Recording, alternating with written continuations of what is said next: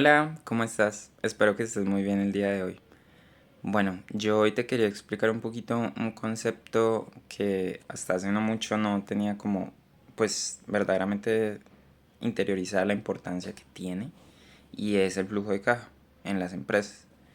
¿Y por qué es importante el flujo de caja? El flujo de caja básicamente lo que nos quiere decir es cuánta plata nos está entrando conforme a cuánta plata nos está saliendo. De manera muy resumida es eso. Entonces, pues todos sabemos que las empresas, sean de cualquier tamaño, tienen unas obligaciones financieras que pues tienen que responder ante ellas. Cosas como su plantilla de empleados, pagar a sus principales proveedores, quizás impuestos y bueno, demás gastos fijos como por ejemplo arrendamiento, servicios públicos, whatever. Entonces, pues esto sí o sí nos representa una salida de dinero pues dentro de nuestra caja o dentro de nuestro banco. Pero entonces esta salida de dinero que sí o sí va a salir de nosotros no debería y no podría ser mayor a la entrada de dinero que estamos teniendo actualmente con nuestra actividad operacional. Porque pues si es mayor, entonces estamos en números rojos. Y si estamos en números rojos durante mucho tiempo, pues quebramos, ¿verdad? Porque, bueno, no hay capital que lo sostenga eventualmente. Entonces, esto es lo importante. ¿Cómo hacemos para ajustar que verdaderamente nuestra entrada de dinero sea por lo menos igual, realmente preferiblemente mayor, porque pues hacemos una empresa para ganar dinero, para crear profit?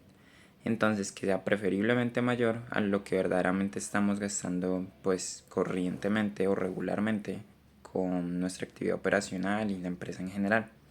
Y aquí pues se inmiscuyen dos conceptos muy importantes que son dos métricas pues que se usan mucho en el controlship. Básicamente sí, en control financiero pues de casi todas las operaciones de cualquier empresa, de cualquier compañía. Y en primera instancia es el DSO y en segunda instancia es el DPO. Bueno, y habrá uno que otro más que creo que es el bueno, no me acuerdo, DOP, algo así, pero es algo relacionado con inventarios. Pero bueno, digamos que las principales, como te estoy diciendo, es el DSO y es el DPO. El DSO en primera instancia es relevante porque el DSO nos dice el número de días promedio en que nos están pagando las facturas. Y el DPO es el número de días promedio en que nosotros pagamos pues las facturas o las obligaciones pues que tenemos a nuestros proveedores principalmente.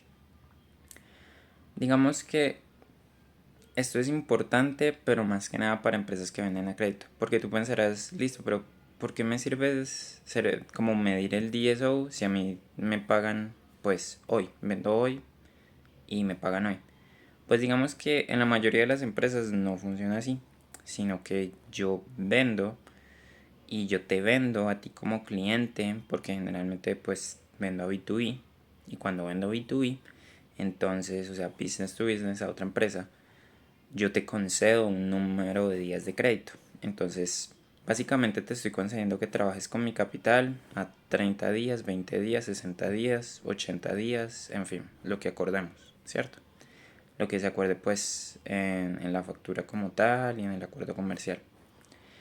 Entonces, pues dado que esto es así, pues yo te concedo obviamente que trabajes con mi capital, pero pues sí o sí, pues espero que tú me devuelvas ese dinero, pues ese dinero que prometiste pagarme por ese servicio o producto que yo te di o te presté, y me lo pagues pues en ese número de días acordados. Por ejemplo, en este caso digamos que fue 60 días.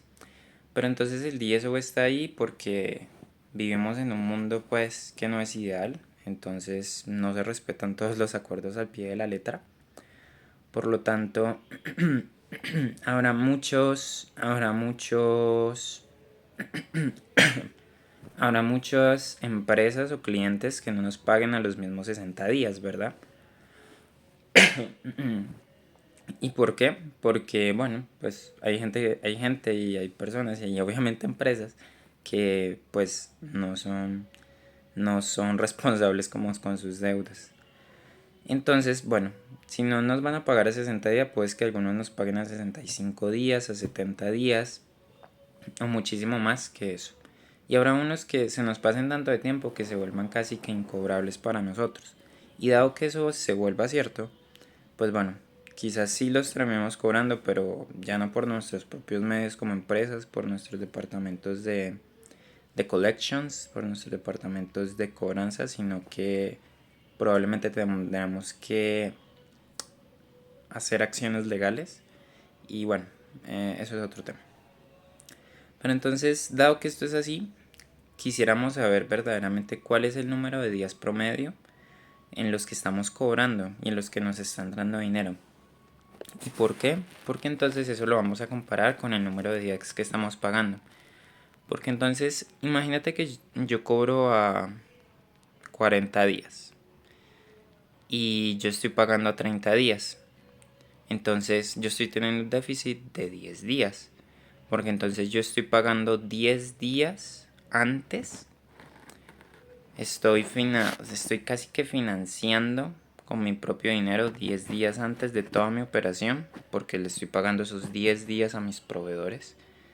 Porque esos 10 días todavía no nos han entrado en promedio. Porque esos 10 días, dado que hay una diferencia pues positiva, dado que el DSO es mayor al DPO, entonces hay una diferencia de 10 días que yo tengo que sufragar con mi propio dinero. Y a menos pues que nosotros tengamos un capital muy grande o incluso seamos pues una empresa financiera pues dedicada a préstamos, que básicamente ellos sí pues miden otras métricas, nos vamos a quebrar. ¿Y por qué nos vamos a quebrar? Porque pues bueno, o sea, vamos a entrar en un déficit consecutivamente. Esto es un déficit operacional. O sea, las finanzas de nuestra operación no nos están dando a tiempo. Entonces, bueno, ¿cómo hacemos? ¿Y qué pasa ahí? ¿Qué pasa cuando hay déficit? Por ejemplo, estos 10 días de déficit. O lo financio con mi capital, porque eso sí o sí es dinero, y eso sí o sí es plata y tenemos que responder. O pido prestado. Y sí o sí, ambos son pues erogaciones de dinero. Entonces mi capital eventualmente pues se acabará, no es infinito. Y también si yo siempre voy a recurrir a pedir préstamo para este tipo de cosas, pues eventualmente me voy a sobreendeudar y no tendré con qué pagar y mi operación definitivamente se va a ir al traste y voy a quebrar.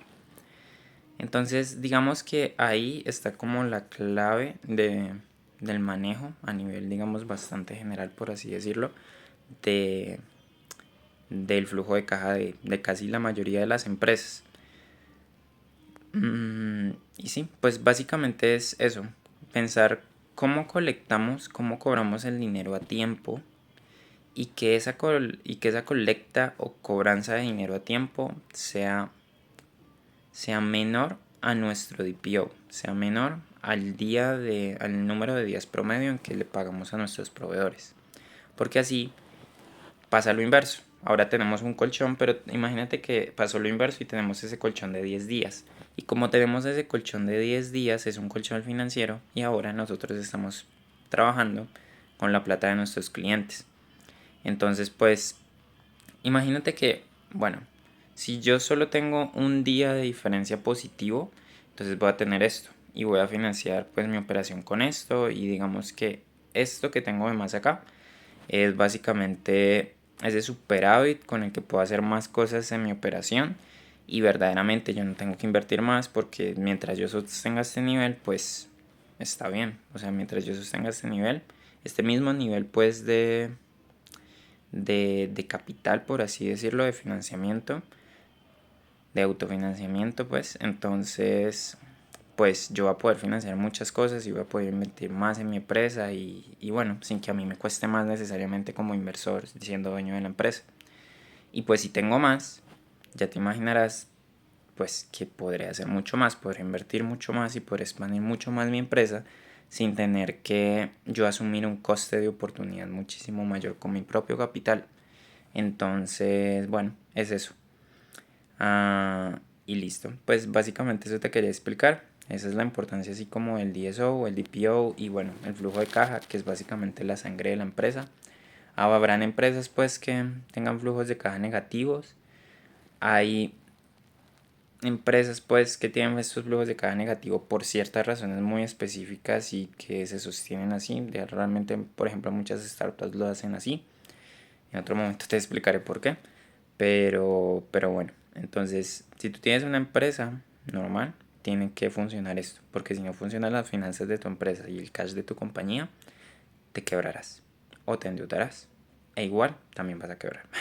Entonces, bueno, esto te quería explicar y muchas gracias. Que estás muy bien.